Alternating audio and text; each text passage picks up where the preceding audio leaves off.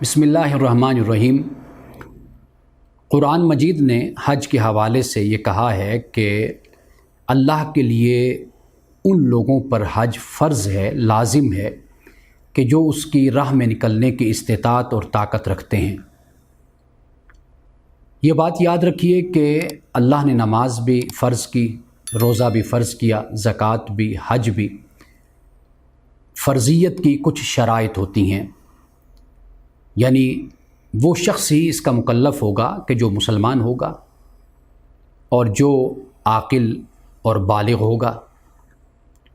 جب ہم حج کے حوالے سے بات کرتے ہیں تو اس میں ایک شرط جسے قرآن نے خود بیان کیا وہ استطاعت کی ہے۔ اب سوال یہ پیدا ہوتا ہے کہ کیا یہ استطاعت صرف مالی استطاعت ہے؟ تو یہ بات یاد رکھیے کہ جب ایک شخص مسلمان ہے، عاقل ہے، بالغ ہے اور وہ مالی استطاعت بھی رکھتا ہے، یعنی جب مالی استطاعت کی بات کرتے ہیں تو اس سے مراد یہ ہے کہ سفر کے اخراجات ہیں، آخر اس نے وہاں پہ رہنا ہے، اور پھر یہ ہے کہ پیچھے اپنی فیملی کو، اپنے خاندان کو چھوڑ کر جاتا ہے تو اس خاندان کی ذمہ داری بھی اس پر ہے۔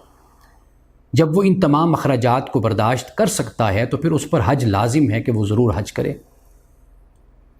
ہاں، ممکن ہے کہ مالی استطاعت تو رکھتا ہے لیکن جسمانی طور پر وہ بیمار ہے یا کسی تکلیف کا شکار ہے یا کسی مرض میں ہے وہ مبتلا، تو اب اس کا معاملہ یہ ہے کہ اگر وہ مالی استطاعت تو رکھتا ہے لیکن خود نہیں جا سکتا تو پھر اس کی صورت یہ ہے کہ وہ کسی کو اپنی جگہ پر حج کے لیے بھیج بھی سکتا ہے، یعنی وہ حج بدل کرا سکتا ہے، جو اس کا معیار ہے، جو اس کا سٹیٹس ہے، اس کے مطابق وہ کسی اور کو حج کرائے گا۔ اگر وہ اپنی زندگی میں یہ وصیت نہیں کرتا تو بعد میں جو اس کی وراثت اور جو اس کا ترکہ ہوگا اس میں اس ذمہ داری کو بھی ادا کیا جائے گا۔ تو گویا کہ ہمیں یہ بات سمجھ آتی ہے کہ اگر ایک شخص مالی استطاعت رکھنے کے باوجود بھی اگر حج کا فریضہ ادا نہیں کر سکتا تو پھر وہ حج بدل کرائے گا۔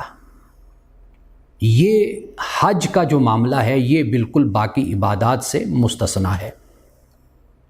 تو اس بات کو اور اس نقطے کو اور اس مسئلے کو اپنے ذہن میں ضرور رکھیے کہ مالی استطاعت کے باوجود بھی اگر نہیں جا سکتا تو پھر وہ کسی اور کو اپنی جگہ پر بھیجے گا اور وہ شخص اس کی طرف سے حج کو ادا کرے گا، جبکہ ایسی صورت ہمیں باقی عبادات میں نہیں ملتی۔